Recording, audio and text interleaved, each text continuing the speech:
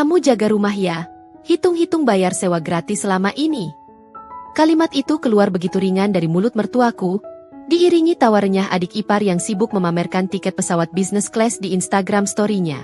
Mereka pikir, meninggalkan aku sendirian di rumah mewah ini adalah hukuman. Mereka pikir, aku akan menangis di pojokan sambil menunggu mereka pulang membawa sisa remah makanan. Tapi mereka salah besar. Mereka tidak sadar. Saat mereka menyerahkan kunci rumah itu kepadaku, mereka baru saja menyerahkan nyawa mereka sendiri. Karena saat mereka pulang seminggu kemudian, yang menyambut mereka di depan pintu bukanlah aku dengan senyum ramah, melainkan, "Halo Sobat Dira Story, semoga kalian selalu sehat dan rezekinya lancar ya." Sebelum kita masuk ke drama yang bikin darah mendidih ini, coba absen dulu di kolom komentar, dari kota mana kalian menyimak kisah ini? Denting sendok perak yang beradu pelan dengan piring porselen menjadi satu-satunya suara yang mengisi kekosongan di ruang makan megah itu. Di luar, langit Jakarta sedang mendung, seolah menahan beban yang sama beratnya dengan apa yang kurasakan di dada. Aroma sup krim jagung dan garlic bread yang baru saja kupanggang menguap di udara, tapi selera makanku sudah hilang sejak 10 menit yang lalu. Aku, Elara, duduk di ujung meja. Posisiku selalu di sana, bukan di samping suamiku. Karena dia sudah tiada setahun yang lalu, melainkan di sudut yang paling jauh dari kursi utama. Di kursi utama itu, duduk Ibu Gayatri, mertuaku yang malam ini tampak gemerlap meski hanya untuk makan malam di rumah. Lehernya dililit kalung emas seberat beban hidupku, dan jemarinya yang lentik dihiasi cincin berlian yang berkilau di bawah lampu gantung kristal. Di sisi kanannya, ada Seline, adik iparku yang baru berusia 23 tahun. Wajahnya cantik. Kulitnya putih hasil perawatan klinik mahal setiap minggu, tapi matanya selalu memancarkan aura merendahkan setiap kali menatapku. Ia sibuk dengan ponsel keluaran terbarunya, jari-jarinya menari lincah di atas layar, sesekali terkikik kecil melihat konten media sosial, sama sekali tidak menghargai makanan yang sudah kusiapkan sejak sore. "Elara," suara Ibu Gayatri memecah keheningan. Nadanya datar, tapi memiliki otoritas yang membuat punggungku otomatis tegak. "Ya, Bu?" jawabku pelan. Aku meletakkan sendok, menatap wanita parubaya yang masih terlihat awet muda berkat botoks dan tanam benang itu. Ibu Gayatri tidak langsung bicara. Ia menyeka sudut bibirnya dengan serbet kain linen, lalu merogoh tas tangan Hermesnya yang diletakkan di kursi sebelah. Ia mengeluarkan sebuah amplop tebal berwarna krem dengan logo maskapai penerbangan internasional tercetak emas di depannya. Jantungku berdesir. Apakah ini? "Minggu depan adalah peringatan setahun meninggalnya anakku, suamimu," ucap Ibu Gayatri dengan nada dramatis yang dibuat-buat. "Ibu butuh healing. Suasana rumah ini terlalu suram. Jadi, Ibu memutuskan untuk mengajak Seline liburan ke Bali. Kita butuh udara segar, private villa di Seminyak, dan sedikit ketenangan." Seline langsung memekik girang, seolah ia tidak tahu rencana ini sebelumnya. "Ah, finally, Bali. Mama, aku butuh banget tanning dan spa," serunya sambil menyambar amplop itu dari tangan ibunya. Ia membuka isinya dengan kasar. "Wow, Garuda Business Class? Mama emang terbaik." Aku masih diam, menahan napas. Mataku tertuju pada tangan Ibu Gayatri, berharap ia akan mengeluarkan satu tiket lagi. Satu lembar lagi untukku. Bukankah aku juga kehilangan suamiku? Bukankah aku yang merawat suamiku sakit keras selama 6 bulan terakhir hidupnya sementara mereka sibuk arisan dan pesta? Bukankah aku juga butuh healing? Namun, tangan Ibu Gayatri sudah kembali melipat serbet. Tidak ada amplop kedua. Tidak ada tiket ketiga. Seline menyadari tatapanku. Ia berhenti bersorak, lalu menatapku dengan senyum miring yang menyebalkan. "Kenapa liatin terus, Mbak Lara? Nungguin jatah?" tanyanya dengan nada polos yang berbisa. Ibu Gayatri berdeham, menarik perhatianku kembali padanya. "Lara, Ibu sengaja tidak membelikanmu tiket. Bukan karena Ibu lupa, jangan salah paham." Aku menelan ludah yang terasa seperti pasir berduri. "Lalu kenapa, Bu?" "Seseorang harus jaga rumah," jawabnya enteng, seolah menyuruhku membuang sampah. "Kamu tahu kan rumah ini isinya barang-barang mahal? Koleksi kristal Ibu, lukisan-lukisan antik, belum lagi mobil di garasi. Ibu tidak percaya kalau cuma ditinggal sama satpam kompleks. Harus ada orang dalam yang standby." Tapi, Bu, saya juga ingin ziarah. Suaraku tercekat. Ziarah bisa kapan saja. Lara, potong Ibu Gayatri tajam. Matanya mendelik. Lagi pula, kalau kamu ikut, siapa yang bayar pengeluaranmu di sana? Uang peninggalan suamimu itu sudah habis untuk biaya rumah sakit dulu, kan? Kamu mau ibu yang bayarin makan, hotel, dan tiket kamu? Sadar diri sedikit dong. Darahku mendesir naik ke kepala. Uang peninggalan suamiku habis? Itu kebohongan terbesar yang pernah ku dengar. Tapi aku menahannya. Aku meremas kain rok kulotku di bawah meja, hingga buku-buku jariku memutih. Seline tertawa kecil, suara yang terdengar seperti gesekan piring pecah di telingaku. Lagian nih ya, Mbak Lara, kalau Mbak ikut, nanti kita malah repot. Siapa yang mau bawain koper kita? Siapa yang mau fotoin aku sama Mama? Mending Mbak di rumah aja. Hitung-hitung bayar sewa. Kan Mbak tinggal di sini gratis, makan gratis, listrik air juga Mama yang bayar. Gratis. Kata itu berdengung di kepalaku. Rumah ini, rumah megah dengan pilar-pilar marmer yang mereka banggakan ini. Mereka pikir ini milik mereka? Mereka lupa, atau pura-pura lupa, status kepemilikan tanah dan bangunan tempat mereka berteduh dari hujan? Jadi, fix ya. Ibu Gayatri mengetuk meja, menutup diskusi yang sebenarnya tidak pernah dibuka. Kami berangkat Selasa pagi. Selama kami pergi, pastikan lantai marmer dipoles ulang. Tukang kebun sedang sakit. Jadi kamu yang harus siram tanaman anggrek ibu setiap pagi dan sore. Jangan sampai ada satu daun pun yang layu saat kami pulang. Aku menarik napas panjang, berusaha menekan gemuruh di dadaku. Wajahku tetap tenang. Topeng yang sudah kusampirkan selama 2 tahun terakhir. Aku mengangguk pelan. Baik, Bu. Akan saya jaga rumah ini.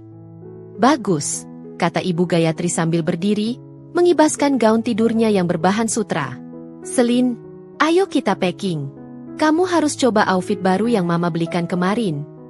Mereka berdua beranjak pergi meninggalkan ruang makan, meninggalkanku sendirian dengan sisa sup yang sudah dingin. Aku bisa mendengar langkah kaki mereka menaiki tangga grand yang melingkar itu. Namun, sebelum benar-benar menghilang di balik bordes tangga, Seline berhenti sejenak. Ia menoleh ke bawah, menatapku dari ketinggian, posisi yang sangat ia nikmati. Oh iya, Mbak Lara, serunya setengah berteriak. Aku mendongak. Nanti aku bawain oleh-oleh kok. Tenang aja, katanya sambil menyeringai lebar. Kulit kacang mau kan? Lumayan buat nyemil sambil nungguin rumah kayak anjing penjaga. Tawa mereka berdua pecah, menggema di lorong lantai 2 yang luas, lalu menghilang di balik pintu kamar utama yang tertutup rapat. Aku masih duduk mematung. Tapi kali ini, aku tidak menangis. Setitik air mata pun tidak jatuh. Sebaliknya, sudut bibirku perlahan terangkat. Bukan senyum sedih, melainkan senyum tipis yang penuh arti. Tanganku meraih gelas air putih, meminumnya dengan tenang seolah baru saja menelan racun yang mereka berikan dan mengubahnya menjadi tenaga. Kulit kacangnya? Bisikku pada ruangan kosong itu. Silakan tertawa sepuasnya sekarang. Seline, Ibu. Karena saat kalian pulang nanti. Aku menatap pantulan wajahku di sendok perak. Mataku tidak lagi sayu. Ada api kecil yang mulai menyala di sana. Api yang akan membakar habis kesombongan mereka. Kalian bahkan tidak akan bisa melangkah masuk ke halaman rumah ini. Selasa pagi datang dengan kegaduhan yang merusak kedamaian subuh. Bukan suara burung berkicau yang menyambutku, melainkan gema roda koper keras yang beradu kasar dengan lantai marmer. Rumah yang biasanya hening seperti museum kini berubah menjadi landasan pacu mode yang kacau. Aku sudah bangun sejak pukul 4 pagi, menyiapkan sarapan yang pada akhirnya hampir tidak disentuh. Roti panggang alpukat dan telur Benedict itu kini hanya menjadi pajangan di meja makan, kalah menarik dibandingkan paspor dan tiket pesawat yang diperiksa berulang-ulang oleh Ibu Gayatri. Lara, kamu tuli ya? Teriakan Seline melengking dari lantai 2. Aku yang sedang memindahkan pot bunga besar di teras.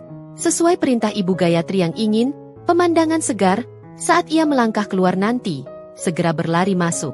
Napasku sedikit terengah, keringat dingin mulai membasahi punggung kemeja katunku. Ya, Seline? Ada apa? Tanyaku sesampainya di depan pintu kamarnya yang terbuka lebar. Kamar itu seperti baru saja diterjang badai. Baju-baju bermerek berserakan di kasur, sepatu-sepatu hak tinggi tergeletak di karpet bulu. Seline berdiri di tengah kekacauan itu dengan wajah merah padam, memegang sebuah sunblock mahal. Ini kenapa tutupnya nggak rapet sih? Tumpah sedikit nih kena pouch kosmetik aku. Semburnya sambil menyodorkan botol itu ke wajahku. Kamu kalau beres-beres kamar tuh pakai mata dong. Kalau kena tas Gucci aku gimana? Kamu mau ganti ginjal? Aku menatap noda seujung kuku di pouch plastiknya. Itu bahkan bisa dilap dengan tisu basah dalam 2 detik. Maaf, Seline. Sini biar aku bersihkan. Nggak usah. Udah telat. Cepetan angkut koper aku ke bawah. Awas ya, jangan diseret. Itu koper Rimowa baru. Kalau lecet sedikit aja, aku potong uang belanja dapur bulan depan. Aku mengangguk patuh.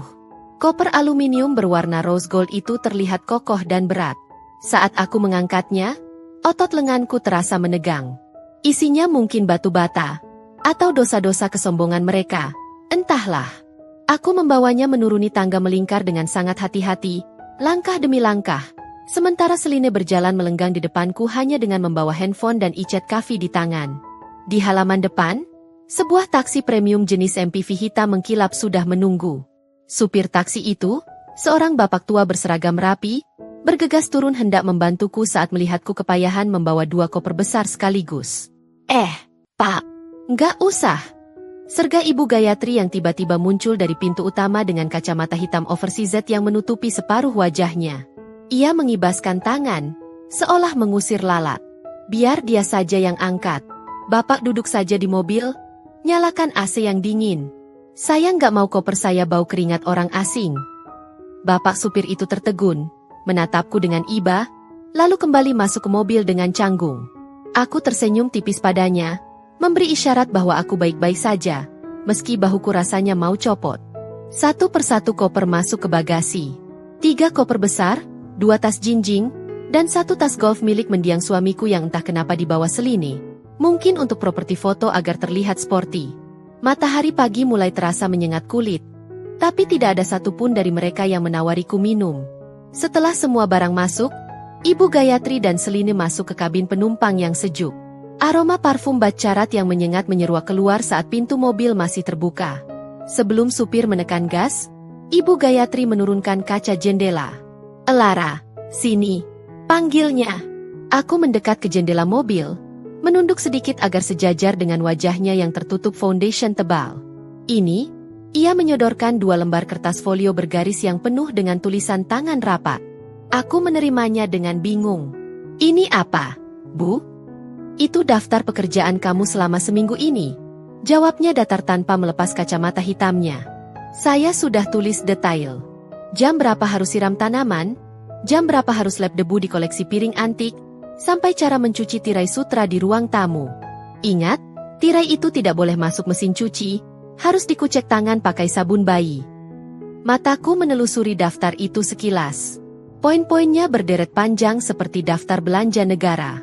1 sikat lumut di paving blok halaman belakang, pakai sikat gigi biar detail.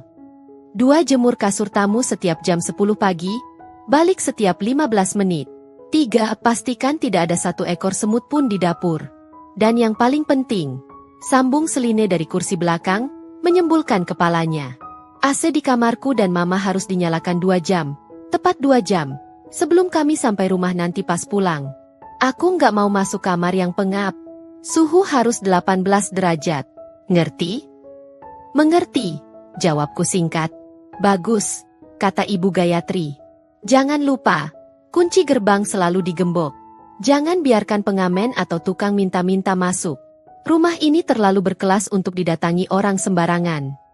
Ironis. Hati-hati di jalan, Bu, Seline, ucapku, sebuah formalitas kosong. Oleh-olehnya kulit kacangnya. Bye. Seline melambaikan tangan dengan gaya mengejek.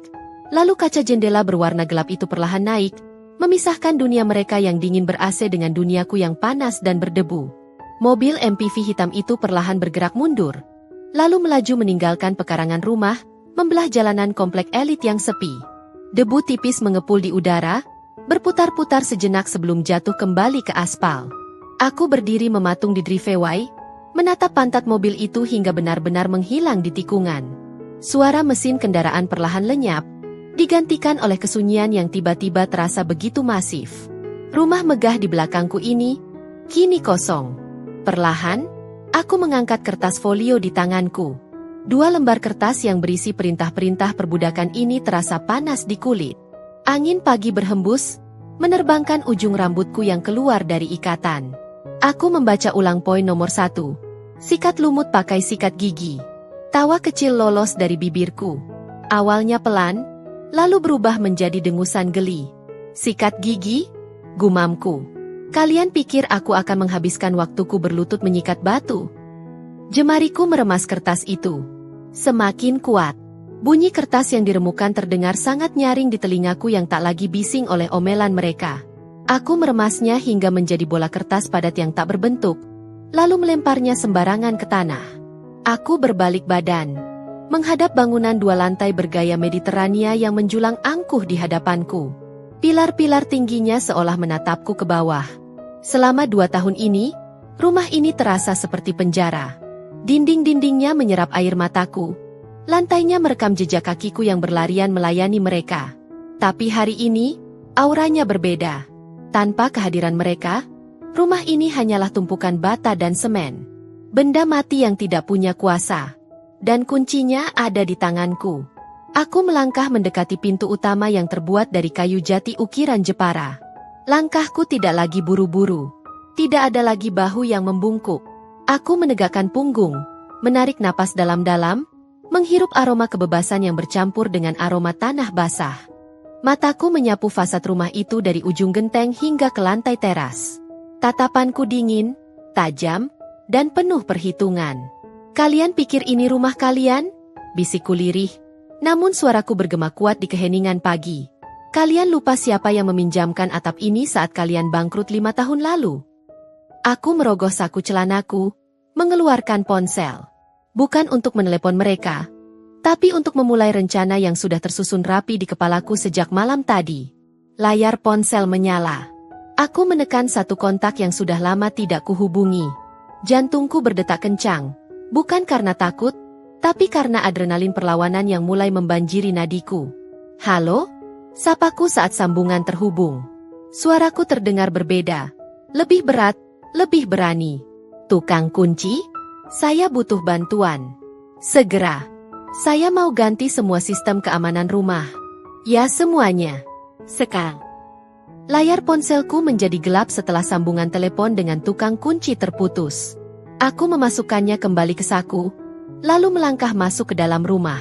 Udara di dalam terasa dingin, AC sentral masih menyala di suhu 18 derajat, sisa dari permintaan Seline yang tidak masuk akal itu.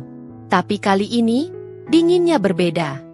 Bukan lagi dingin yang menusuk tulang karena ketakutan atau intimidasi, melainkan dingin yang hening. Hening yang menunggu badai. Kakiku melangkah pasti menuju lorong di sayap kanan lantai 1. Di ujung lorong itu, terdapat sebuah pintu kayu eboni yang kokoh. Ruang kerja. Selama 5 tahun terakhir, ruangan itu adalah zona terlarang bagiku. Jangan pernah masuk ke sana kalau tidak mau saya usir. Begitu ancaman Ibu Gayatri setiap kali aku lewat di depannya dengan sapu atau kemoceng. Di sanalah Ibu Gayatri menyimpan segala dokumen penting, perusahaan fiktifnya, dan tempat ia menghitung uang arisan sosialitanya. Tanganku terulur memegang gagang pintu dingin itu. Biasanya, jantungku akan berdegup kencang karena takut ketahuan. Tapi hari ini, detaknya stabil. Aku menekan gagang pintu ke bawah. Tidak terkunci. Tentu saja, ia merasa terlalu aman di rumah ini. Ia merasa rumah ini miliknya mutlak. Pintu terbuka dengan derit halus engsel yang jarang diminyaki. Aroma ruangan itu langsung menyergap hidungku. Campuran bau kertas tua, perabotan kayu jati, dan sisa samar parfum Chanel nomor 5 milik Ibu Gayatri yang tertinggal di udara. Aku melangkah masuk, menyalakan lampu gantung. Cahaya kuning temaram menyinari ruangan yang dipenuhi rak-rak buku tinggi. Di dinding utama, tergantung sebuah lukisan besar potret diri Ibu Gayatri dengan pose anggun bak Ratu Inggris. Tersenyum angkuh menatap siapapun yang masuk. Aku menatap lukisan itu dengan tatapan datar. Senyum itu tidak akan lama lagi. Bu, gumamku. Aku berjalan melewati meja kerja besar yang penuh dengan tumpukan majalah mode dan bon belanjaan yang berserakan. Tujuanku bukan meja itu. Tujuanku adalah dinding di balik rak buku sebelah kiri. Dengan tenaga yang ada, aku menggeser sebuah lemari pajangan kecil yang berisi piala-piala golf palsu. Berat, gesekannya dengan lantai menimbulkan bunyi kriet panjang yang ngilu. Di balik lemari itu, tertanam sebuah brankas besi tua berwarna abu-abu kusam. Brankas yang tidak pernah diketahui keberadaannya oleh Ibu Gayatri maupun Seline. Mereka pikir brankas utama rumah ini ada di kamar tidur utama. Mereka salah. Brankas ini adalah jantung rumah yang sesungguhnya. Jantung yang dipasang oleh ayahku 10 tahun lalu, saat rumah ini pertama kali dibangun. Jari-jariku yang sedikit gemetar menyentuh panel angka digital yang sudah berdebu. Aku menarik napas panjang, memejamkan mata sejenak, mengingat kombinasi angka itu. Bukan tanggal lahirku, bukan tanggal pernikahanku, melainkan tanggal kematian ibuku. Tanggal yang menjadi alasan ayah membangun rumah ini, sebagai tempat istirahat kami yang tenang, sebelum akhirnya dipinjamkan karena rasa kasihan. PP, PP, PP, PP, PP, PP. Lampu indikator kecil berubah dari merah menjadi hijau. Klik. Suara mekanisme besi yang terbuka terdengar seperti musik terindah di telingaku. Pintu brankas terbuka perlahan.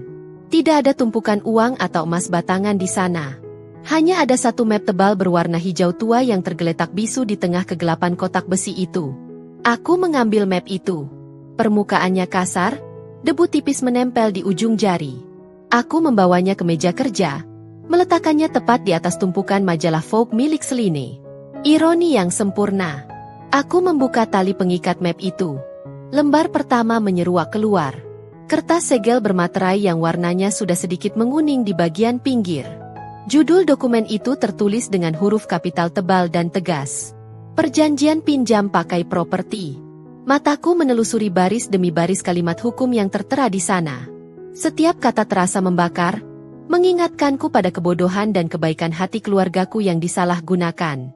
Pihak pertama, pemilik Saharyo Kusuma, ayahku.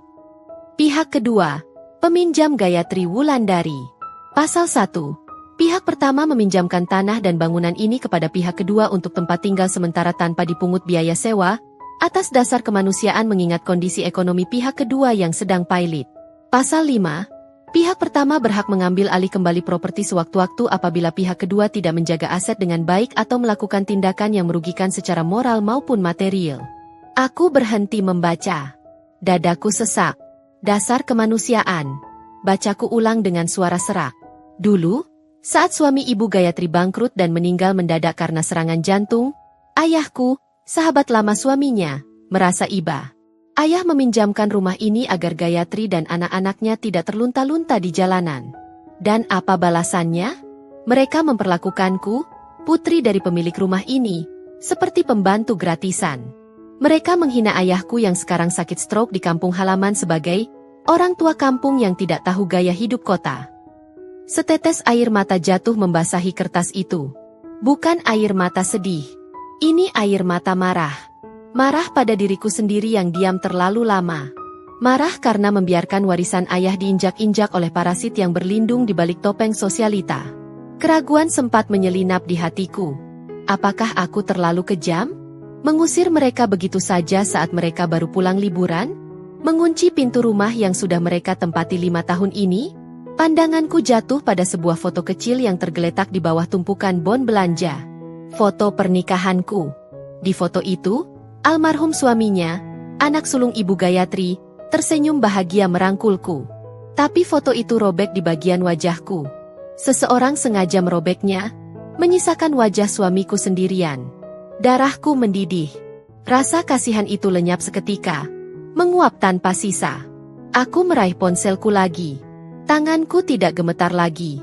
Aku menekan kontak yang tersimpan dengan nama, Papa. Nada sambung terdengar. 1 kali, 2 kali, 3 kali.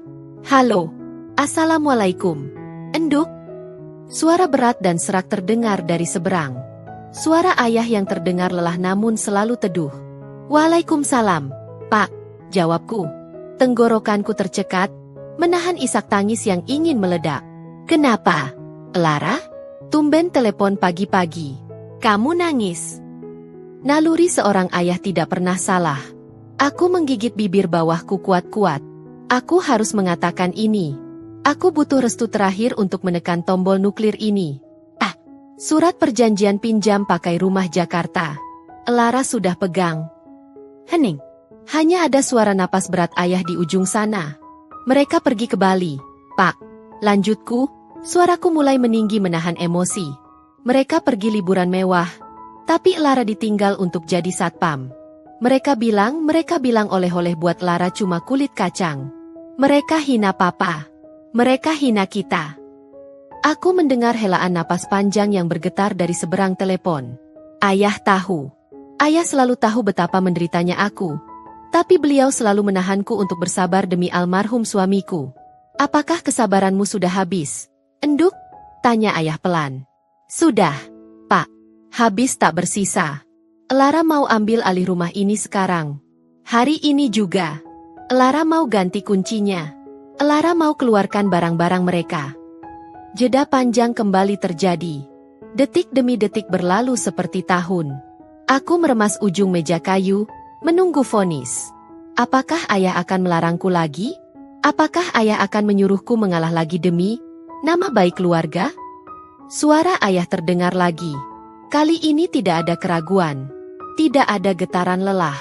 Suaranya terdengar tegas. Seperti suara ayahku yang dulu, sebelum stroke merenggut kekuatannya. Suara seorang Haryo Kusuma yang disegani. Lakukan, Lara, ucapnya tajam. Kebaikan yang disuguhi racun harus dibalas dengan ketegasan. Mereka sudah terlalu lama lupa diri, lupa menapak bumi. Beri mereka pelajaran yang tidak akan pernah mereka lupakan seumur hidup. Terima kasih, Pak, bisikku. Tapi ingat satu hal, Enduk, tambah ayah, suaranya merendah menjadi bisikan yang membuat bulu kuduku meremang. Jangan sisakan satupun barang mereka di dalam rumah. Bersihkan jejak mereka sampai tuntas. Papa tidak mau rumah ibu kamu kotor oleh hawa nafsu mereka. Nyiung. Suara mata bor besi yang menghantam lapisan logam pintu utama memekakkan telinga, menggema ke seluruh penjuru foyer yang kosong. Serbuk-serbuk kayu halus dan gram besi berjatuhan ke lantai marmer yang baru saja kusapu bersih. Baunya khas, bau gesekan logam panas yang hangus. Bagi orang lain, mungkin suara ini bising dan mengganggu. Tapi bagiku, ini adalah simfoni. Ini adalah lonceng kebebasan yang sedang dipalu. Aku berdiri bersedekap dada sekitar 2 meter dari pintu, mengawasi Pak Rohman, tukang kunci langganan komplek yang kini berjongkok dengan kening berkerut. Keringat sebesar biji jagung mengalir di pelipisnya. Ia tampak ragu. Tangannya yang memegang bor gemetar sedikit, bukan karena getaran mesin, tapi karena kegugupan.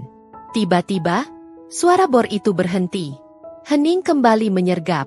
Pak Rohman mematikan alatnya, lalu menoleh padaku dengan wajah pucat. Ia melepas kacamata debunya, menyeka wajah dengan lengan baju yang kusam. Bu Lara punten, maaf saya lancang, ucapnya ragu-ragu. Matanya melirik arah kamera CCTV di sudut plafon yang lampu merahnya masih berkedip, kamera yang terhubung langsung ke ponsel Seline. Ibu yakin mau bongkar ini semua? Ini smart lock merek Jerman, Bu. Harganya puluhan juta. Kalau Bu Gayatri tahu kuncinya dirusak begini, aduh. Saya takut kena damprat. Ibu tahu sendiri kan galaknya Bu Gayatri kalau lagi marah. Aku tersenyum tipis, melangkah mendekat. Suara langkah kakiku terdengar tegas di lantai keras. Pak Rohman takut dimarahi Ibu Gayatri? Tanyaku lembut namun menusuk. Ya jelas atuh, Bu. Kemarin saja saya telat benerin pagar 5 menit. Beliau ngomelnya sampai ke pos satpam depan. Kalau beliau pulang dan lihat pintunya bolong begini. Pak Rohman menelan ludah, membayangkan skenario horor itu.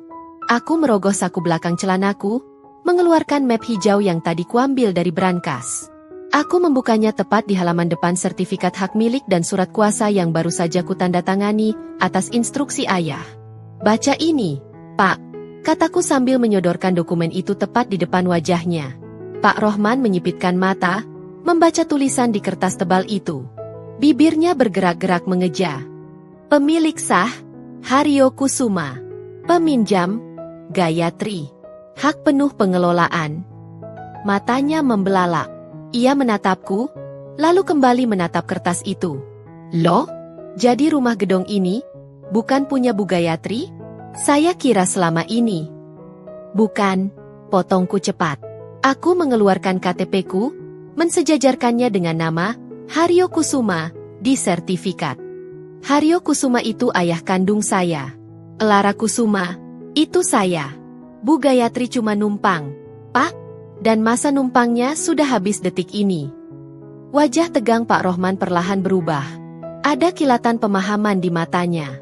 Selama ini, para pekerja di komplek ini tahu bagaimana aku diperlakukan. Mereka sering melihatku menyapu halaman saat panas terik sementara Seline sibuk selfie di teras. Mereka tahu posisi, menantu rasa pembantu, yang kusandang. Pak Rohman menghela napas panjang, lalu tersenyum lebar. Senyum solidaritas. Ia mengangguk mantap, seolah baru saja mendapat misi suci. Paham saya sekarang, Bu Lara. Wah, kalau begini ceritanya MAH, saya semangat ngerjainnya. Ujarnya sambil kembali memakai kacamata pelindungnya. Jadi, mau diganti model apa, Bu? Yang sidik jari lagi? Atau yang pakai face recognition biar canggih? Aku menggeleng tegas. Aku menatap lubang kunci digital yang canggih itu dengan jijik. Sistem itu menyimpan sidik jari mereka. Sistem itu bisa mereka buka lewat aplikasi dari jarak jauh. Aku ingin memutus total akses itu. Jangan yang digital, Pak. Saya tidak mau ada celah peretasan atau akses jarak jauh. Perintahku dingin. Ganti dengan kunci manual. Kunci konvensional.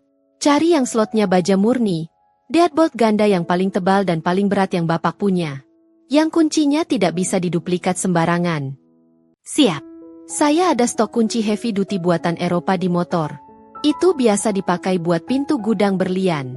Didobrak gajah juga nggak bakal jebol. Jawab Pak Rohman antusias. Pasang itu. Di semua pintu akses. Pintu depan, pintu samping, pintu dapur, sampai pintu garasi. Buat satu master key hanya untuk saya. Tidak ada duplikat. Laksanakan, Bu Bos. Suara Bor kembali menderu. Kali ini lebih bertenaga, lebih yakin. Aku melihat Pak Rohman mencongkel panel touchscreen hitam yang selama ini menjadi simbol arogansi rumah ini. Kabel-kabel halusnya ditarik paksa, diputus tanpa ampun. Krak! Panel kunci seharga 30 juta itu terlepas dari dudukannya. Pak Rohman melemparnya begitu saja ke lantai. Benda itu mendarat dengan bunyi trak yang menyedihkan, tergeletak seperti sampah elektronik tak berguna. Rasanya melegakan. Sangat melegakan. Satu persatu pintu di rumah ini dilucuti kemewahannya, digantikan dengan besi tua yang dingin dan tak kenal kompromi. Aku berkeliling mengawasi, memastikan tidak ada satu celah pun yang terlewat. Jendela-jendela kuberi tambahan slot kunci grendel di bagian dalam. Pintu kaca geser menuju kolam renang diganjal dengan security bar besi. 2 jam berlalu. Rumah ini perlahan berubah fungsi dari hunian open space yang ramah tamu, menjadi benteng pertahanan yang tertutup rapat. Aku kembali ke pintu utama. Pak Rohman sedang memasang skrup terakhir pada plat baja kunci yang baru. Kunci itu terlihat sederhana, berwarna perak kusam, tanpa lampu LED, tanpa suara bip-bip futuristik. Hanya lubang kunci pipih yang terlihat mengintimidasi. Selesai, Bu. Pak Rohman berdiri, menyerahkan sebuah anak kunci yang berat dan bergerigi rumit kepadaku. Ini satu-satunya akses masuk sekarang. Tanpa benda ini, Bu Gayatri harus bawa tank baja kalau mau masuk. Aku menerima kunci itu. Terasa dingin dan berat di telapak tanganku. Dinginnya baja ini memberiku rasa hangat di dada. Keamanan. Kendali. Terima kasih, Pak. Ini bayarannya. Ambil saja kembaliannya. Aku menyerahkan beberapa lembar uang merah yang sudah kusiapkan dari tabungan pribadiku.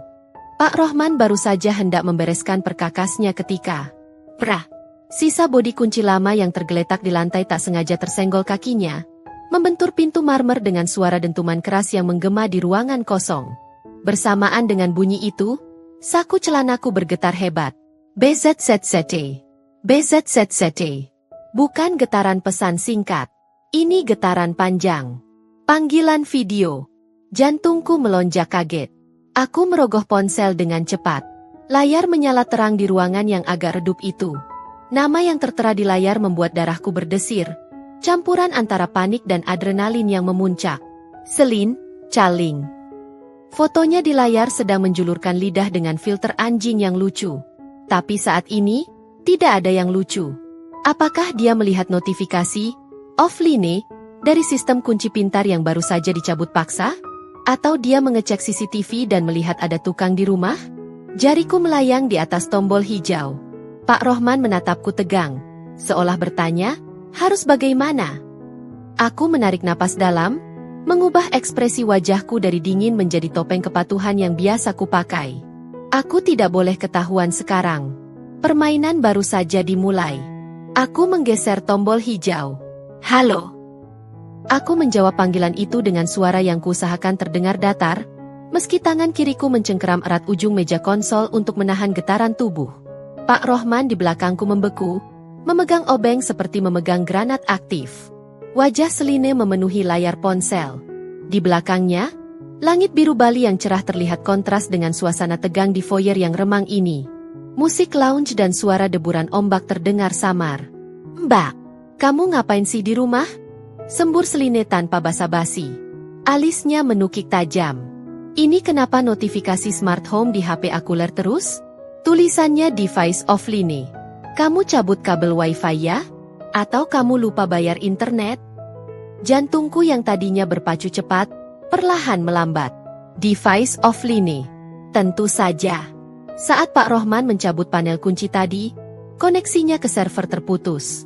Seline tidak melihat visual CCTV, dia hanya menerima notifikasi sistem. Aku menghembuskan napas lega yang tak terdengar. Oh, itu. Aku melirik sekilas ke arah kabel-kabel yang terburai dari lubang pintu. Listrik komplek baru saja turun. Sel. Jeglek. Ini baru nyala lagi, modemnya masih restarting. Biasa, kan daya rumah ini besar. Seline mendengus, memutar bola matanya malas. Aduh, norak banget sih listrik aja bisa turun. Ya udah, pasti nyala lagi dalam 5 menit. Aku mau pamerin room tour villa ke temen-temen. Gak mau keganggu notifikasi sampah dari rumah. Awas kalau rusak. Iya, tenang Sa. Klik. Sambungan diputus sepihak sebelum aku menyelesaikan kalimatku. Layar ponsel kembali gelap. Aku merosot sedikit, bersandar pada dinding. Aman, Pak, kataku pada Pak Rohman yang tampak mengelus dada. Bapak bisa pulang sekarang. Terima kasih banyak. Setelah Pak Rohman pergi dan pintu gerbang dikunci kembali, kali ini dengan gembok baja baru, aku kembali masuk ke dalam rumah. Keheningan kembali menyelimuti, tapi kali ini terasa berbeda.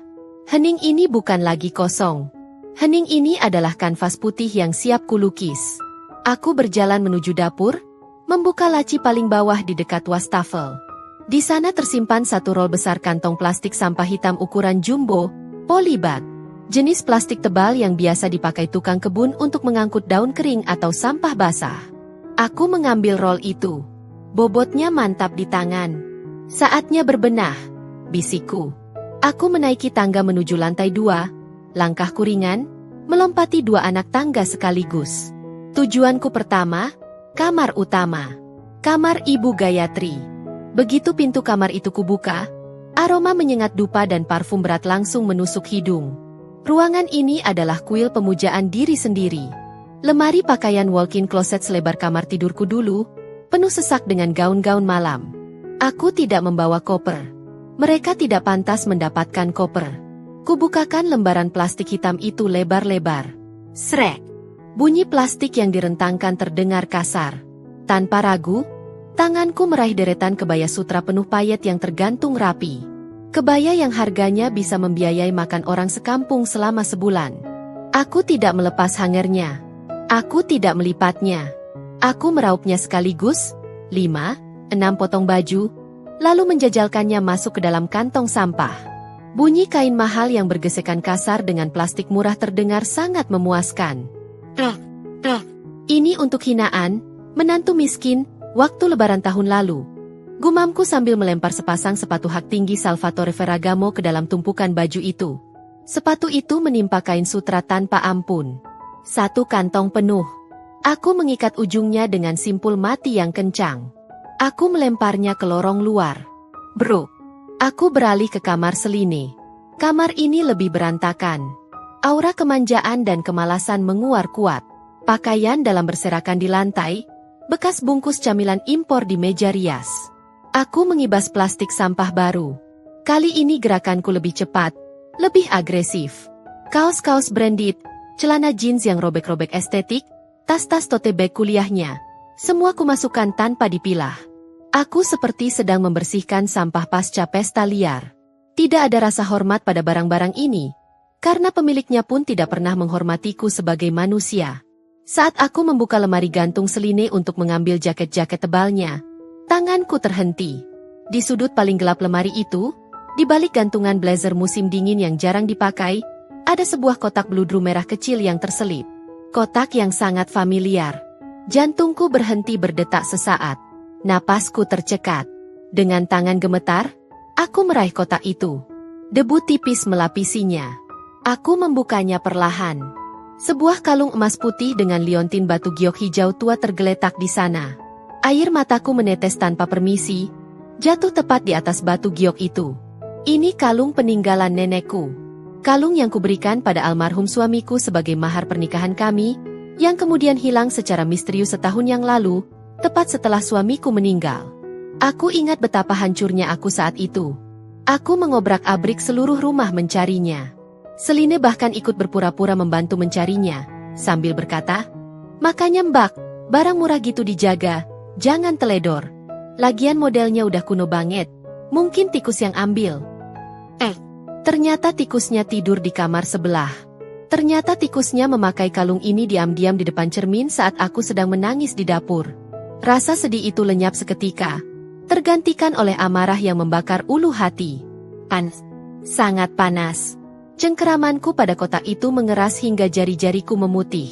Kalian bukan cuma parasit. Desisku, suaraku bergetar menahan murka. Kalian pencuri. Aku memasukkan kalung itu ke dalam saku celanaku, mengamankannya di tempat yang seharusnya. Lalu, mataku kembali menatap isi lemari Seline. Kalau tadi aku masih menyisakan sedikit kehati-hatian agar barangnya tidak rusak parah, sekarang tidak lagi. Setan di dalam diriku sudah bangun. Aku menarik laci meja riasnya sampai lepas dari relnya. Brak! Isinya tumpah ke lantai. Botol-botol skincare kaca pecah berantakan. Aku menyapu semuanya. Pecahan kaca, krim wajah lengket, lipstik patah, masuk ke dalam plastik sampah bersama baju-bajunya. Biar saja gaun mahalnya bercampur dengan tumpahan toner dan serpihan kaca. Aku bekerja seperti orang kesurupan. Keringat membasahi seluruh tubuhku, rambutku lepek. Tapi aku tidak peduli. Satu persatu kantong hitam itu terisi penuh. Menggelembung besar seperti perut buncit koruptor. 1 jam kemudian, aku menyeret kantong terakhir menuruni tangga. Napasku memburu, tapi dadaku terasa lapang. Ruang tamu yang biasanya elegan dengan sofa kulit Italia kini terlihat seperti tempat pembuangan akhir. Gunungan kantong sampah hitam menumpuk tinggi di tengah ruangan, menghalangi pemandangan ke arah taman belakang. Ada sekitar 15 kantong besar. Isi lemari mereka sudah kosong melompong. Kamar mereka kini hanya menyisakan kasur telanjang tanpa spray dan dinding yang dingin. Aku berdiri di depan gunungan plastik itu, berkacak pinggang. Keringat menetes dari pelipisku, tapi senyum puas tersungging di bibirku. Ini adalah pemandangan terindah yang pernah kulihat di rumah ini. Tapi tunggu. Mataku menyipit menatap tumpukan itu. Bau parfum mereka masih tercium samar dari celah ikatan plastik. Keberadaan barang-barang ini di dalam rumah, meski sudah dibungkus sampah, masih terasa mengotori udara. Rumah ayahku tidak boleh menyimpan sampah ini, meski hanya semalam. Aku melirik jam dinding. Pukul 2 siang. Matahari sedang terik-teriknya di luar. Panas aspal halaman depan pasti sedang memanggang. Aku berjalan mendekati tumpukan itu, mencengkeram salah satu ujung plastik. Tempat kalian bukan di ruang tamu. Ucapku dingin pada tumpukan benda mati itu. Tempat kalian di luar. Cliffhanger. Aku baru saja akan menyeret kantong pertama ke arah pintu keluar ketika ponselku bergetar lagi. Video call masuk. Kali ini bukan Seline, tapi nomor Ibu Gayatri. Dan dari layar notifikasi yang menyala, aku bisa melihat pesan singkat menyertainya. Angkat. Jangan bilang kamu tidur siang. Jari telunjukku bergetar sedikit saat menyentuh ikon kamera hijau di layar ponsel. Aku tidak langsung mengangkatnya. Dalam hitungan detik, mataku menyapu sekeliling ruang tamu yang kini tampak seperti gudang penampungan sampah raksasa. Gunungan kantong plastik hitam itu terlalu mencolok. Jika kamera ponselku menangkap sudut itu sedikit saja, tamatlah riwayatku. Mereka akan melihat harta karun, mereka dibungkus seperti limbah. Dan dalam hitungan jam mereka pasti sudah terbang kembali ke Jakarta dengan membawa polisi. Aku berlari kecil menuju lorong sempit di dekat dapur. Satu-satunya sudut yang dindingnya kosong, bersih, dan pencahayaannya cukup suram untuk menyembunyikan keringat yang membanjiri wajahku. Aku menyandarkan punggung ke tembok dingin, menarik napas dalam-dalam, menelan ludah untuk membasahi tenggorokan yang kering, lalu memasang senyum palsu terbaikku. Senyum seorang menantu penurut. Klik. Halo, Mama? Maaf tadi saya lagi di toilet. Sapaku dengan nada sedikit terengah. Layar ponselku seketika penuh dengan warna jingga yang menyilaukan. Suara deburan ombak dan dentuman musik deep house yang berisik langsung menyerbu speaker ponsel, memecah kesunyian rumah. Wajah Ibu Gayatri muncul, close-up dan sedikit terdistorsi karena angle kamera dari bawah. Ia memakai topi pantai lebar selebar payung dan kacamata hitam berbingkai permata. Di tangannya, sebuah gelas tinggi berisi cairan berwarna merah muda dengan hiasan payung kecil bergoyang-goyang. Lama banget sih ngangkatnya. Kamu pikir pulsa menelepon ke sana gratis? Semburnya, meski suaranya agak tenggelam oleh suara angin pantai. Kamu nggak tidur kan? Jam segini dilarang tidur siang. Ingat listrik mahal. Enggak, Mama. Saya baru selesai bersih-bersih. Jawabku sambil menyeka keringat di pelipis dengan punggung tangan. Kamera berputar. Kini wajah Seline yang muncul. Dia terlihat sangat hidup. Pipinya merona terbakar matahari, rambutnya yang di-highlight pirang tertiup angin laut. Di belakangnya, pemandangan infinity pool yang menyatu dengan laut lepas di kawasan Uluwatu terlihat begitu memukau. Langit sedang memamerkan warna golden hour yang magis. Lihat deh, Mbak, sunsetnya gila banget, teriak Seline, mendekatkan wajahnya ke kamera sambil memamerkan bahu mulusnya. Di Jakarta pasti lagi mendung ya? Atau malah hujan debu? Kasian deh. Di sini surganya dunia. Aku menatap layar itu datar. Kontras sekali. Di sana, surga dunia dengan langit emas. Di sini, aku berdiri di lorong gelap rumah kosong yang berbau plastik sampah. Bagus sekali pemandangannya. Sel, komentarku singkat. Kalian terlihat senang. Ya jelas senanglah. Siapa yang gak senang lepas dari aura suram kamu di rumah? Cibir Seline sambil tertawa, lalu mengarahkan kamera kembali ke ibunya yang sedang menyuap potongan buah tropis. Ibu Gayatri mengunyah pelan, lalu menatap tajam ke arah kamera, tepat ke mataku. Heh, Elara, kamu sudah kerjakan daftar yang saya kasih? Lantai marmer sudah dipoles ulang belum? Awas ya kalau saya pulang masih ada noda kusam sedikit saja. Saya mau bisa ngaca di lantai itu. Aku melirik arah ruang tamu, ke arah lantai marmer yang kini tertutup tumpukan plastik berisi baju-baju mahal mereka. Sudah, Bu, jawabku tenang. Ada kepuasan aneh saat mengucapkan kebohongan ini. Marmernya sudah sangat bersih. Bahkan, kosong. Tidak ada debu, tidak ada kotoran yang menempel lagi. Benar-benar bersih seperti baru. Bagus. Tanaman anggrek saya? Sudah disiram? Sudah saya urus semuanya. Jawabku lagi. Urus dalam kamusku hari ini berarti membiarkannya tumbuh liar atau memberikannya ke tetangga. Tapi mereka tidak perlu tahu detail itu. Seline tiba-tiba merebut ponsel itu lagi, mendekatkan wajahnya ke layar seolah sedang memeriksa pori-pori wajahku. Dahinya berkerut jijik. Ih, Mbak Lara, kamu keringetan banget sih? Lepek banget rambutnya. Jorok deh.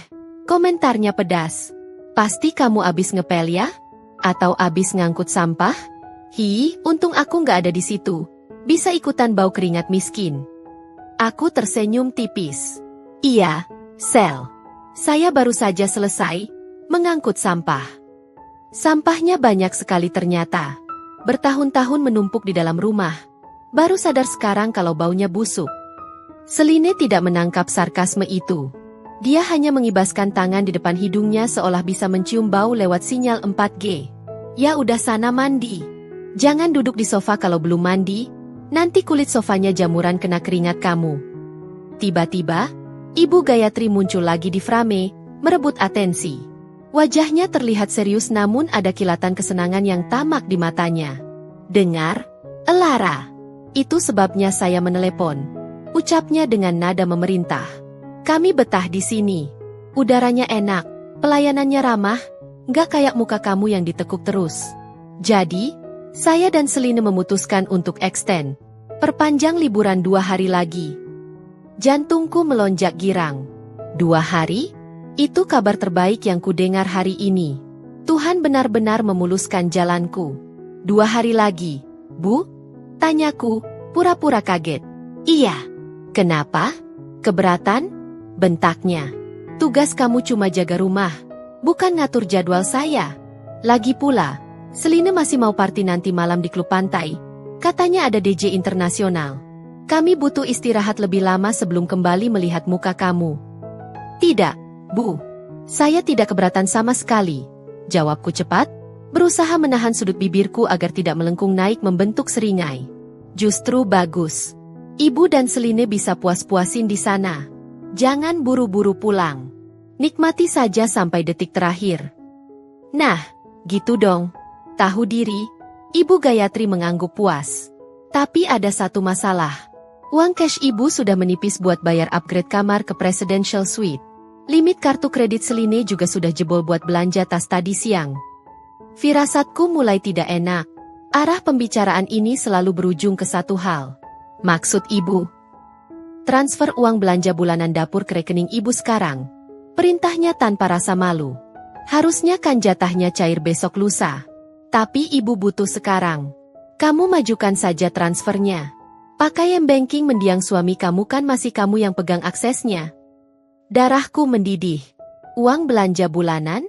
Uang itu adalah sisa uang pensiun ayahku yang dikirimkan setiap bulan untuk kebutuhan makan kami, yang seringkali mereka rampas untuk gaya hidup mereka, sementara aku harus memutar otak memasak kangkung setiap hari. Dan sekarang, mereka memintanya untuk pesta di Bali?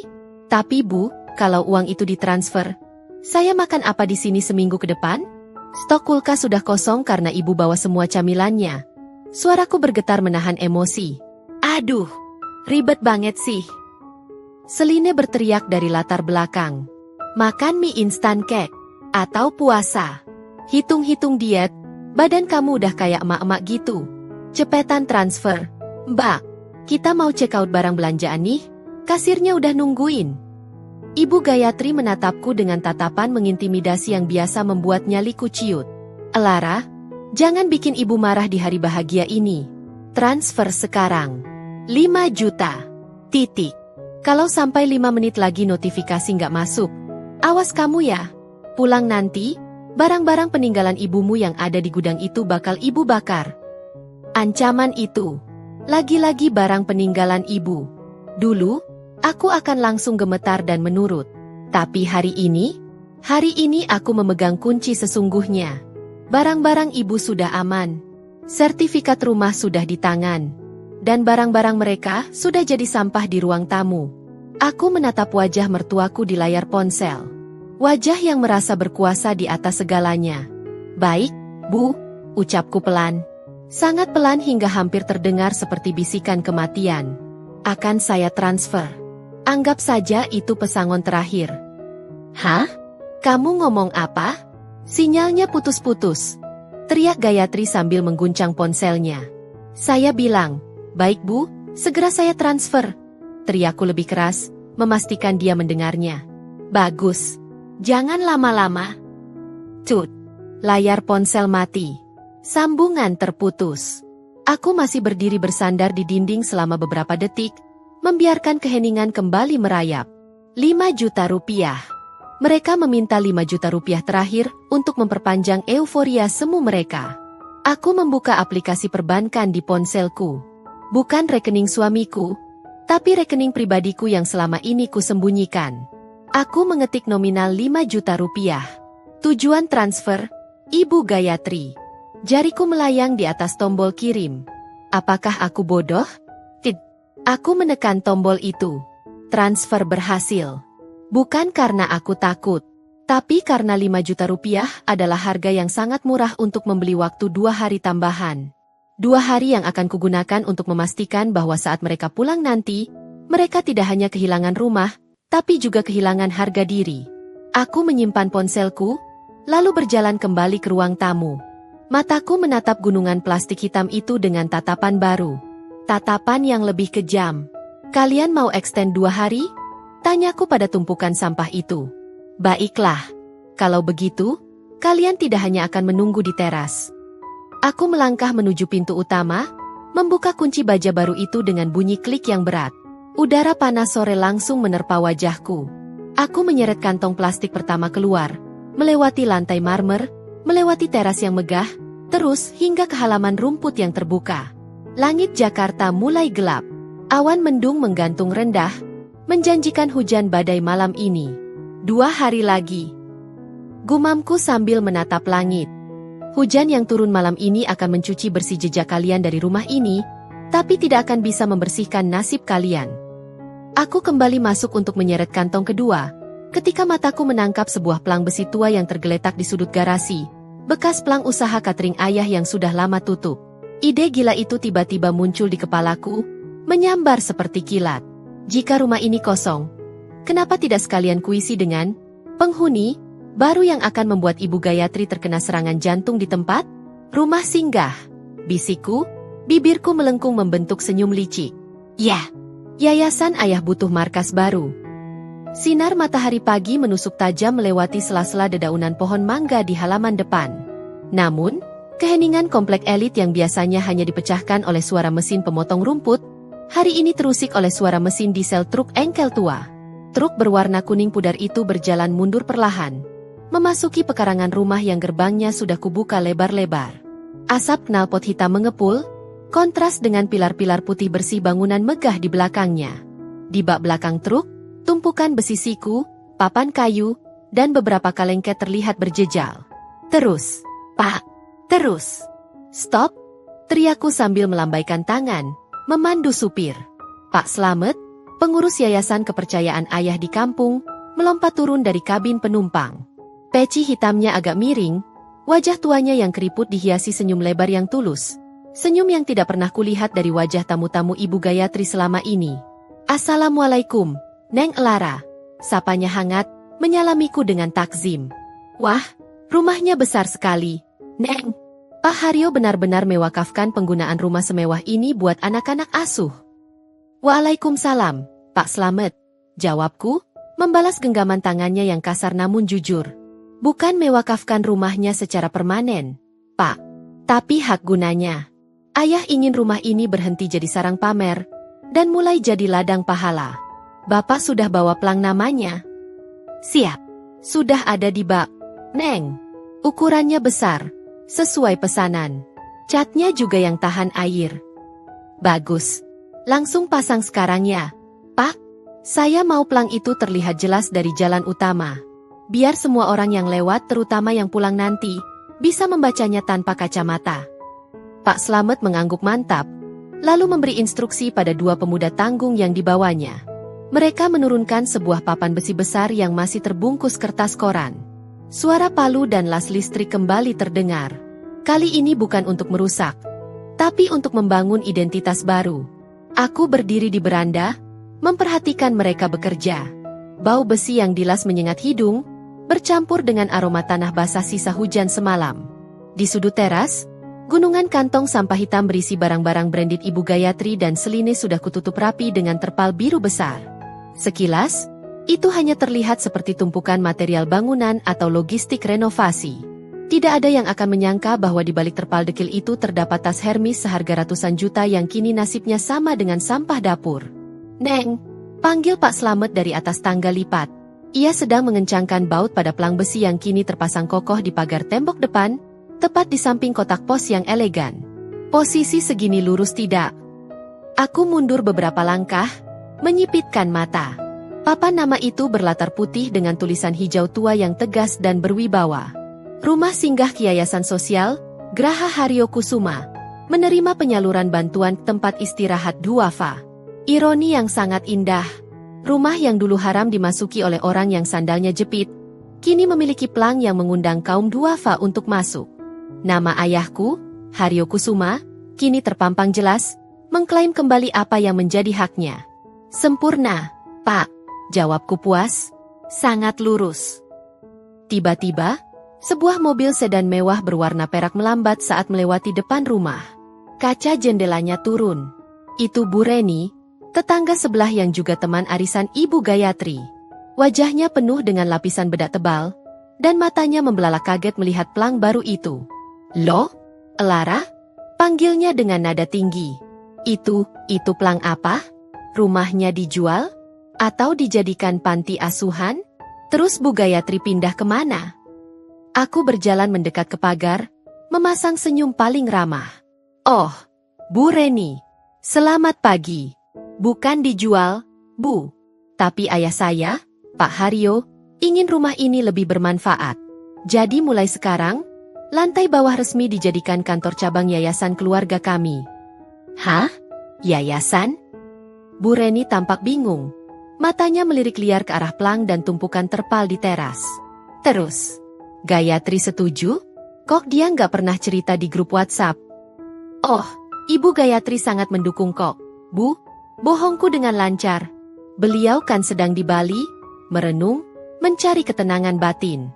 Katanya beliau ingin hidup lebih sederhana dan fokus ibadah setelah pulang nanti. Jadi beliau menyerahkan pengelolaan rumah ini sepenuhnya pada saya dan yayasan." Bu Reni manggut-manggut, meski wajahnya masih menyiratkan ketidakpercayaan. Gosip ini pasti akan menyebar lebih cepat daripada api di padang rumput. Dalam hitungan jam, satu komplek pasti akan tahu bahwa Istana Gayatri sudah berubah fungsi. Dan itu justru menguntungkanku. Semakin banyak saksi, semakin sulit bagi Ibu Gayatri untuk mengamuk brutal saat pulang nanti. "Ya sudah kalau begitu, sampaikan salam saya buat Gayatri ya," ucap Bu Reni canggung, lalu buru-buru menaikkan kaca jendelanya dan tancap gas. Aku kembali menatap Pak Slamet yang sudah selesai membereskan peralatannya.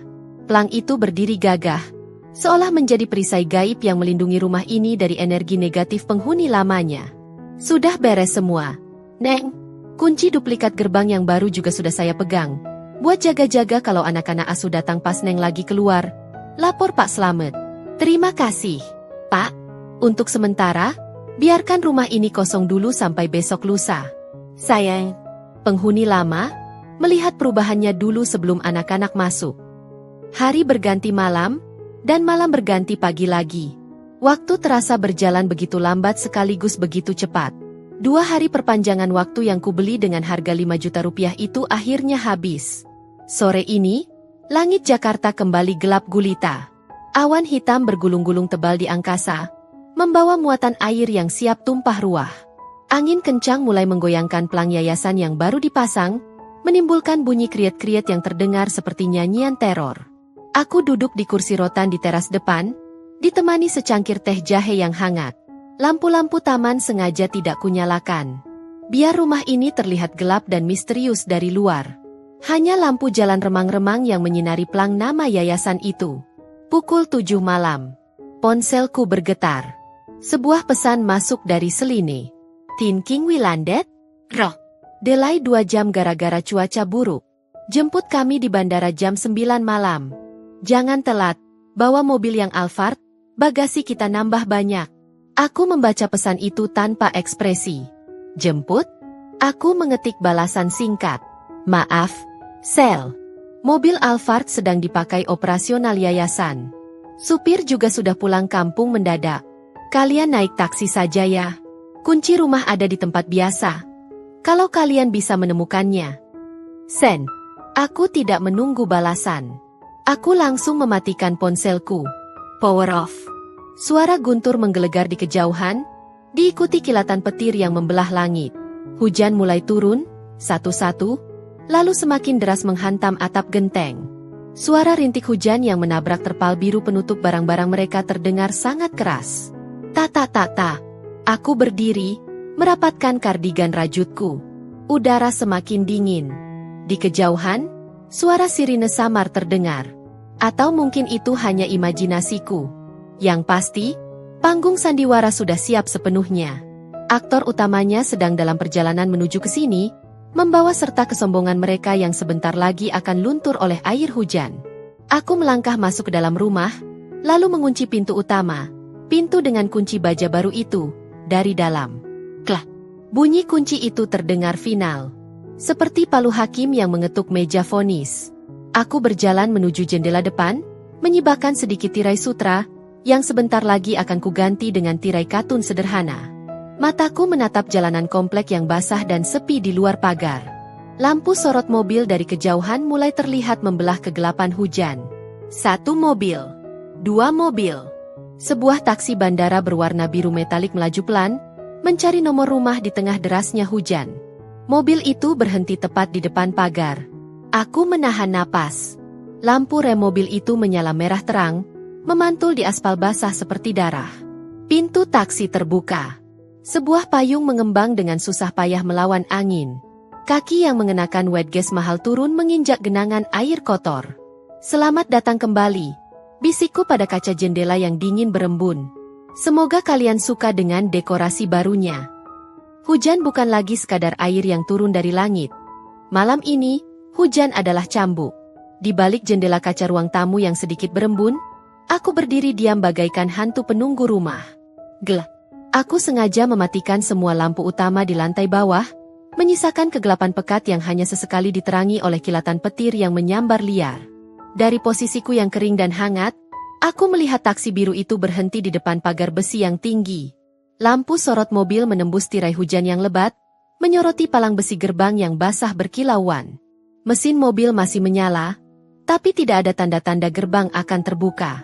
Tentu saja tidak. Di luar sana, pintu penumpang taksi terbuka. Celine turun lebih dulu. Dia mengenakan summer dress tipis bermotif bunga-bunga, pakaian yang sempurna untuk pantai seminyak, tapi bencana untuk badai Jakarta. Ia langsung menjerit kecil saat angin kencang menerpa, membalikan payung lipat kecilnya hingga patah seketika. Ark! Gila! Anginnya kencang banget! Teriaknya. Suaranya teredam deru hujan namun masih bisa kutangkap samar-samar. Disusul Ibu Gayatri yang turun dengan susah payah dari pintu sebelahnya. Ia mendekap tas tangan Louis Vuitton di dada, berusaha melindunginya dari air seolah tas itu adalah bayi yang baru lahir. Wajahnya yang biasa angkuh kini tampak panik. Celine, buka gerbangnya. Cepatan. Mama basah semua ini. Hardik Ibu Gayatri sambil berlari kecil mencari perlindungan di bawah pohon Kamboja di pinggir trotoar yang nyaris tak memberikan naungan apapun. Celine merogoh tasnya dengan panik, tangannya yang basah gemetar. Ia mengeluarkan remote pagar otomatis. Ia mengarahkannya ke sensor di pilar pagar. Aku melihat lampu indikator kecil di remote itu berkedip merah. Klik, klik, klik. Gerbang besi tempa seberat 1 ton itu bergeming. Diam. Kok nggak mau gerak sih? Celine memekik frustrasi. Ia menekan tombol itu berulang kali dengan brutal. Seolah kekerasan fisik bisa memperbaiki sirkuit elektronik yang sudah kumatikan total arusnya dari dalam. Mbak Lara pasti lupa nyalain saklarnya. Dasar pembantu nggak guna. Supir taksi sudah menurunkan koper-koper mereka di pinggir jalan yang becek. 4 koper besar dan 2 tas jinjing kini teronggok menyedihkan di atas paving block yang tergenang air keruh. Supir itu tampak enggan berlama-lama, ia buru-buru masuk kembali ke mobil, membunyikan klakson sekali sebagai tanda pamit, lalu tancap gas meninggalkan 2 wanita sosialita itu terdampar di tengah badai. Cahaya lampu belakang taksi perlahan menghilang di telan gelap, meninggalkan mereka berdua hanya ditemani lampu jalan yang remang-remang. Kini, realitas mulai menghantam mereka. Alara! Alara! Ibu Gayatri maju menerjang hujan, mencengkeram jeruji besi pagar dengan kedua tangannya. Ia mengguncang pagar itu sekuat tenaga. Klang, klang. Bunyi besi beradu terdengar nyaring dan menyedihkan. Buka pintunya. Kamu tidur ya? Lara. Ini saya, Ibu, jeritnya histeris. Air hujan melunturkan makeupnya yang tebal. Maskara hitam mulai meleleh di pipinya, membuatnya terlihat seperti karakter film horor yang gagal. Aku menyesap teh jaheku pelan. Hangatnya menjalar ke tenggorokan, kontras dengan dinginnya tontonan di luar sana. Aku tidak bergerak. Aku tidak menyalakan lampu. Aku membiarkan mereka merasakan bagaimana rasanya menjadi orang asing di rumah sendiri. Celine ikut maju, mendorong ibunya minggir. Minggir. Mama, biar aku yang tekan belnya. Jari telunjuk Seline dengan kuku nail art panjang menekan tombol bel intercom dengan ganas. Ia menekannya terus-menerus tanpa jeda. Namun, tidak ada bunyi ting-tong yang menggema di dalam rumah. Kabel bel itu sudah kupotong kemarin sore bersamaan dengan saat aku memutus kabel CCTV. Mereka menekan tombol mati. Sialan. Mati lampu ya? Umpat Seline. Ia menendang pagar besi itu dengan kaki telanjangnya yang basah. Mbak Lara, jangan pura-pura budek. Aku tahu kamu di dalam. Mobil kamu ada di garasi. Saat itulah, kilatan petir yang sangat terang membelah langit, menerangi seluruh area depan rumah selama 2 detik penuh. Cahaya putih menyilaukan itu mengungkapkan sebuah detail kecil yang sedari tadi luput dari perhatian mereka karena kegelapan. Di tengah-tengah pertemuan 2 daun pintu gerbang itu, melilit sebuah rantai besi kapal yang tebal dan berkarat. Rantai itu dililitkan 3 kali putaran, dikunci dengan sebuah gembok baja besar berwarna perak yang mengkilap basah. Mata Seline terbelalak menatap gembok itu. Mama. Suaranya tercekat. Ia menunjuk ke arah lilitan rantai itu. Pagar ini digembok manual dari luar. Ibu Gayatri menyipitkan mata, mendekatkan wajahnya ke jeruji. Napasnya tercekat. Apa? Siapa yang menggembok? Satpam? Kenapa digembok begini? Kita kan punya akses smart key. Bukan Satpam, Mama. Ini gembok baru. Seline meraba gembok dingin itu. Mbak Lara, dia mengunci kita dari luar? Berarti dia nggak ada di rumah. Nggak mungkin. Dia tadi bilang dia di rumah. Ibu Gayatri mulai panik sungguhan. Dinginnya air hujan mulai merasuk ke tulang. Giginya gemeletup. Telepon dia. Cepat telepon anak kurang ajar itu. Seline merogoh ponselnya lagi, tapi layarnya basah kuyup. Ia mengusap-usap layar dengan baju yang juga basah. Nggak diangkat. Mama, handphonenya mati. Mereka berdiri di sana, di depan istana megah yang selama ini mereka banggakan, tapi kini terhalang oleh besi dan gembok seharga ratusan ribu rupiah. Koper-koper mahal mereka mulai basah kuyup. Tas Hermes Ibu Gayatri sudah ternoda lumpur cipratan air hujan. Aku meletakkan cangkir tehku di meja konsol. Sudah cukup tontonan babak pertamanya. Saatnya memberikan sedikit petunjuk. Aku menyalakan lampu teras depan. Hanya lampu teras. Klik. Cahaya kuning temaram tiba-tiba menyiram area beranda rumah, menembus kegelapan malam. Ibu Gayatri dan Seline tersentak kaget. Mereka melihat ke arah sumber cahaya. Tuh kan, nyala lampunya. Dia ada di dalam. Teriak Ibu Gayatri penuh kemenangan, tapi juga penuh amarah.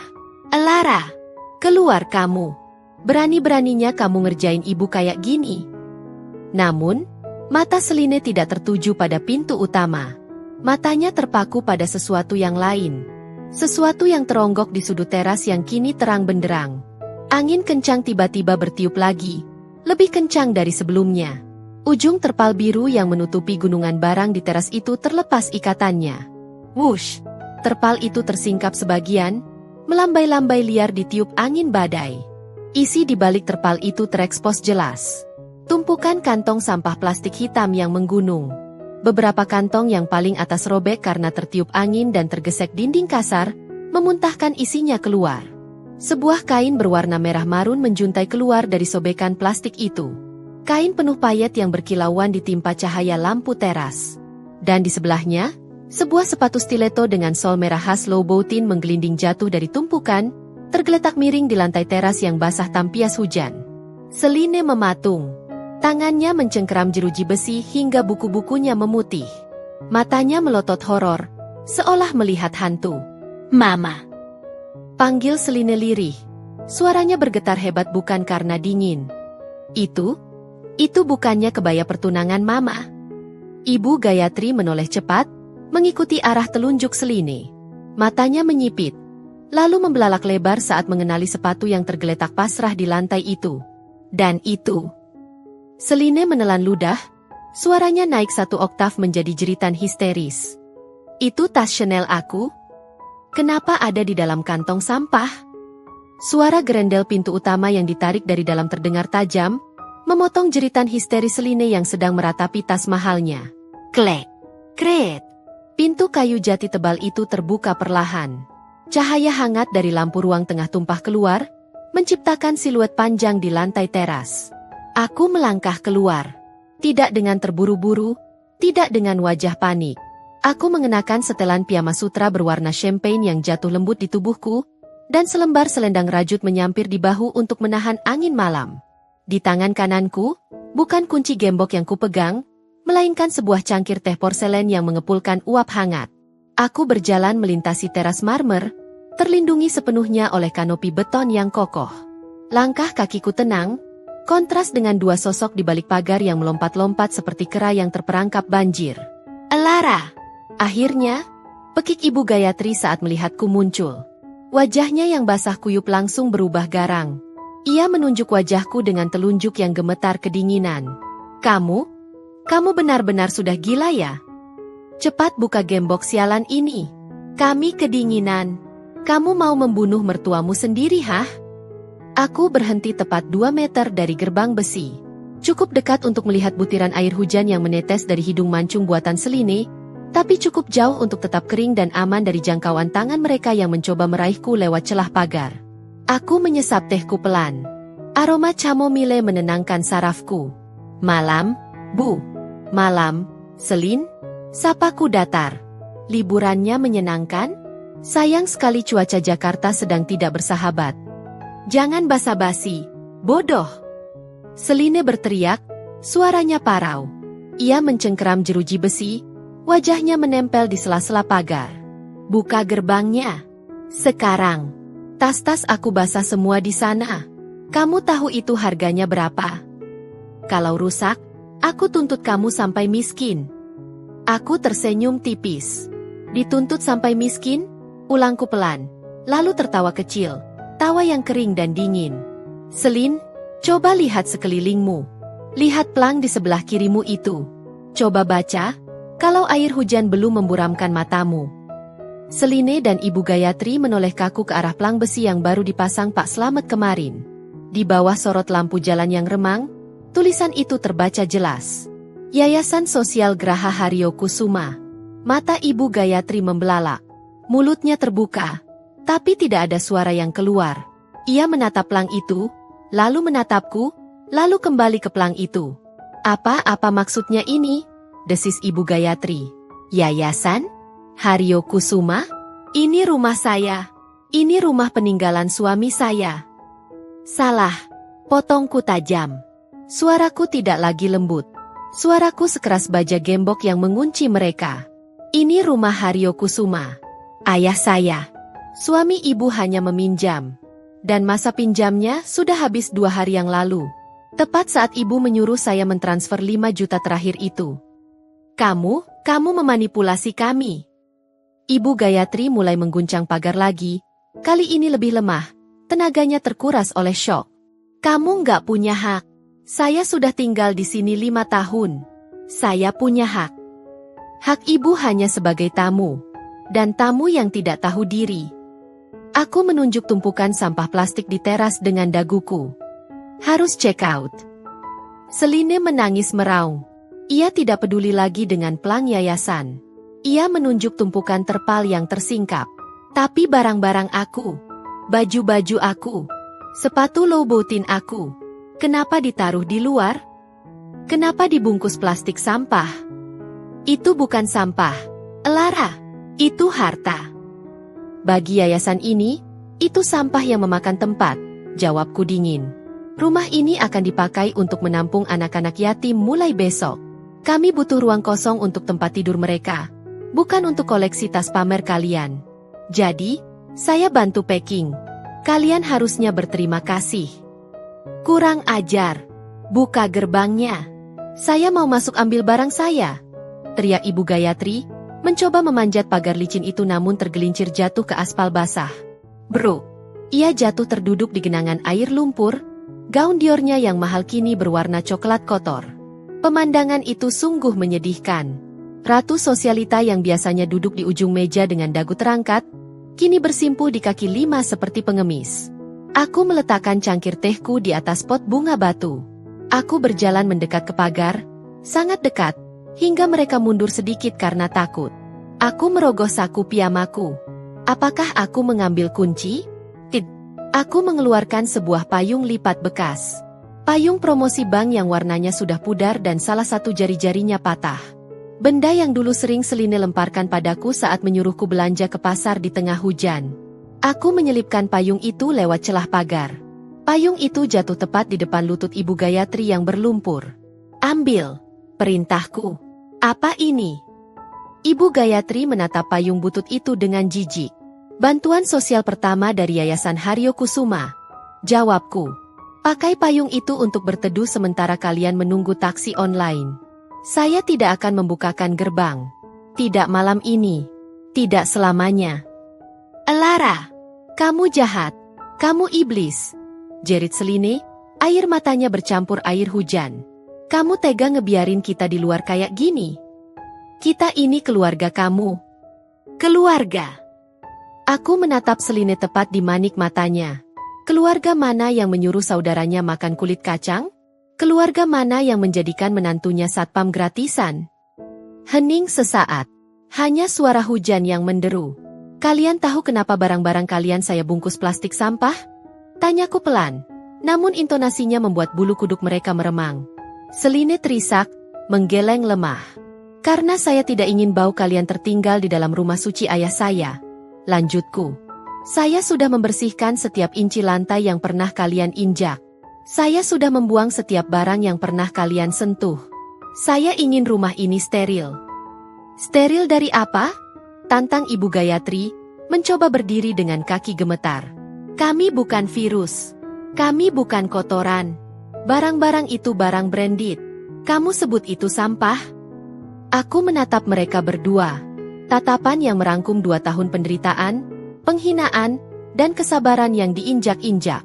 Aku memiringkan kepalaku sedikit, memberikan tatapan iba yang paling menyakitkan. Tatapan yang biasa mereka berikan padaku. Saya tidak bicara soal tas atau sepatunya. Bu, bisikku tajam, suaraku membelah suara guntur. Lalu apa? Bukan barangnya yang sampah. Aku mundur selangkah. Siap berbalik dan meninggalkan mereka selamanya dalam dinginnya malam. Tapi orangnya. Sampah?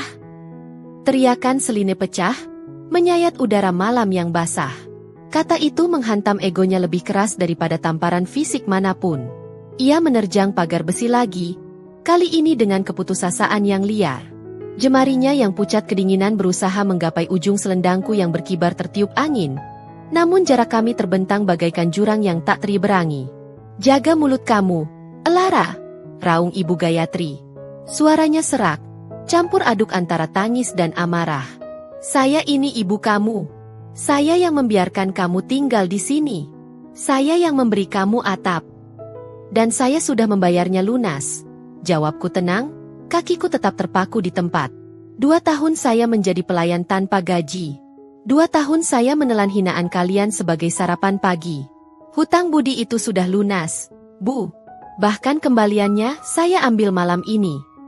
Hujan semakin deras, seolah langit ikut setuju untuk mencuci bersih halaman rumah ini dari kehadiran mereka. Kilat menyambar lagi, menerangi wajah-wajah yang dulu begitu sombong, kini luntur tak berbentuk. Seline menggigil hebat, dress tipisnya sudah menempel di kulit seperti kulit kedua yang basah dan dingin. Bibirnya membiru. Keangkuhan mereka runtuh perlahan, digantikan oleh naluri bertahan hidup yang paling purba, rasa takut. Takut akan dingin, takut akan ketidakpastian, takut karena tidak tahu harus kemana malam ini. Taksi sudah pergi. Aplikasi ojek online pasti sulit didapat di tengah badai seperti ini. Ibu Gayatri merosot, berpegangan pada jeruji besi seolah itu satu-satunya hal yang menahannya tetap berdiri. Nada suaranya berubah drastis. Dari bentakan menjadi rintihan yang menyedihkan. Lara, tolong. Isaknya. Jangan begini, Nak. Ibu minta maaf. Oke? Ibu salah. Seline salah. Tapi tolong buka pintunya. Semalam saja. Kami kedinginan. Kami bisa mati hipotermia di sini. Kamu tega lihat ibu mati di depan pagar? Iya, Mbak Please. Seline ikut merengek, arogansinya hilang tak berbekas. Aku janji gak akan nyuruh-nyuruh Mbak lagi. Aku bakal balikin kalung nenek. Aku ambil lagi di dalam. Izinin kita masuk, Mbak. Dingin banget. Aku menatap mereka tanpa kedipan. Rasa iba yang dulu selalu kugunakan sebagai alasan untuk mengalah, kini terasa tumpul. Mati rasa. Aku melihat mereka bukan lagi sebagai keluarga, tapi sebagai orang asing yang tersesat akibat peta keserakahan yang mereka gambar sendiri. Kalung itu sudah ada di saku saya. Ucapku sambil menepuk saku piyamaku pelan. Kalian tidak perlu masuk untuk mengambilnya. Aku berbalik badan, berjalan perlahan menuju meja kecil di teras tempat aku meletakkan sebuah amplop coklat di bawah asbak batu agar tidak terbang tertiup angin. Aku mengambil amplop itu. Kertasnya sedikit lembab terkena cipratan hujan. Aku kembali ke pagar. Mereka menatap amplop itu dengan mata berbinar penuh harap. Mungkin mereka pikir itu uang, atau mungkin kunci cadangan. Aku menyelipkan amplop itu melalui celah pagar yang sempit, menjatuhkannya tepat di atas payung butut yang tadi kuberikan. Apa ini? Tanya Ibu Gayatri dengan tangan gemetar memungutnya. Solusi, jawabku singkat. Saya tidak sekejam kalian. Saya tidak akan membiarkan kalian tidur di jalanan. Dengan jari-jari yang kaku karena dingin, Ibu Gayatri merobek amplop itu. Ia menarik selembar kertas kwitansi dan sebuah kartu nama kumal. Matanya membelalak membaca tulisan di sana. Kontrakan. Petak. Haji Somad. Ibu Gayatri membaca terbata-bata. Gang tikus. Itu tempat tinggal baru kalian, jelasku datar. 1 petak. Kamar mandi dalam, walaupun jongkok. Listrik token 900 watt. Cukup untuk kipas angin dan rice cooker. Tidak ada AC, tidak ada water heater. Kamu gila? Pekik Seline, menatap kertas itu seolah itu surat kematian. Kita disuruh tinggal di kontrakan petak. Di gang sempit. Mobil aja nggak bisa masuk situ. Memangnya kalian punya mobil? Balasku telak. Kalian pulang naik taksi, kan? Dan taksi itu sudah pergi. Hening. Skakmat. Sewanya sudah saya bayar lunas untuk 1 bulan pertama. Lanjutku. Anggap saja itu pesangon terakhir dari menantu miskin, ini. Uang 5 juta yang ibu minta transfer kemarin? Itu uangnya. Saya pakai untuk menyewakan tempat yang sesuai dengan budget dan arogansi kalian. Alara! Ibu Gayatri menjerit, meremas kertas itu. Saya tidak sudi. Saya tidak mau. Pilihan ada di tangan kalian. Bu, kataku sambil mundur perlahan, kali ini sungguhan. Mau tidur di aspal depan pagar ini sambil menunggu pagi dan ditonton tetangga yang lewat? Atau jalan kaki 500 meter ke depan komplek, cari ojek, dan pergi ke alamat itu untuk berteduh? Tunggu. Elara. Jangan pergi. Seline menggedor pagar. Aku terus mundur, langkahku semakin ringan. Beban di pundakku rasanya terangkat sepenuhnya. Oh iya, satu lagi. Aku berhenti tepat di ambang pintu utama yang terbuka. Cahaya hangat dari dalam rumah menyinari punggungku, membentuk halo keemasan. Aku menoleh sedikit, memberikan senyum perpisahan yang tulus. Senyum dari seseorang yang akhirnya merdeka. Oleh-oleh kulit kacangnya simpan saja. Mungkin nanti kalian butuh itu untuk camilan saat token listriknya bunyi. Elara aa. Blam. Aku menutup pintu jati tebal itu dengan satu gerakan tegas. Suara dentuman pintu yang tertutup memutus teriakan mereka. Memutus suara hujan, memutus masa lalu. Aku memutar kunci deadbolt baja itu 2 kali. Klik, klik, hening. Di dalam rumah, suasana begitu tenang. Aroma lilin aromaterapi lavender yang baru kunyalakan menguar lembut, menggantikan bau anyir kepalsuan yang selama ini menghuni ruangan ini. Aku bersandar pada daun pintu, memejamkan mata sejenak. Aku bisa membayangkan di luar sana, 2 wanita yang dulu memegang kendali atas hidupku, kini sedang menyeret koper mahal mereka di tengah lumpur, berjalan tertatih menuju realita yang pahit. Mereka akan belajar bahwa hormat tidak bisa dibeli dengan tas branded, dan kesabaran seseorang bukanlah kelemahan yang bisa dieksploitasi selamanya. Aku membuka mata. Mataku menyapu ruang tengah yang luas. Kosong, bersih, dan lapang. Besok, ruangan ini akan diisi oleh tawa anak-anak yatim. Besok, rumah ayah akan kembali hidup dengan doa-doa tulus, bukan dengan gosip dan pamer harta. Aku melangkah menuju saklar lampu. Klik. Lampu ruang tengah padam. Aku berjalan dalam kegelapan yang menenangkan menuju kamar tidurku, kamar tidur utama yang baru. Malam ini, aku akan tidur nyenyak, tanpa daftar tugas, tanpa bentakan, tanpa rasa takut. Rumah ini akhirnya kembali ke pemiliknya. Dan aku akhirnya pulang. Sobat Dira Story, kadang diam bukan berarti kalah, dan sabar bukan berarti lemah. Lara membuktikan bahwa pembalasan terbaik bukanlah dengan kekerasan, tapi dengan mengambil kembali harga diri secara elegan dan membiarkan karma melakukan tugasnya. Bagaimana menurut kalian? Apakah hukuman, kontrakan petak, itu setimpal untuk mertua dan ipar sejahat mereka? Tulis pendapat kalian di kolom komentar ya. Jangan lupa like kalau kalian puas melihat endingnya. Dan subscribe channel Dira Story serta nyalakan lonceng notifikasinya agar tidak ketinggalan drama-drama seru yang bikin emosi tapi happy ending seperti ini. Sampai jumpa di kisah selanjutnya.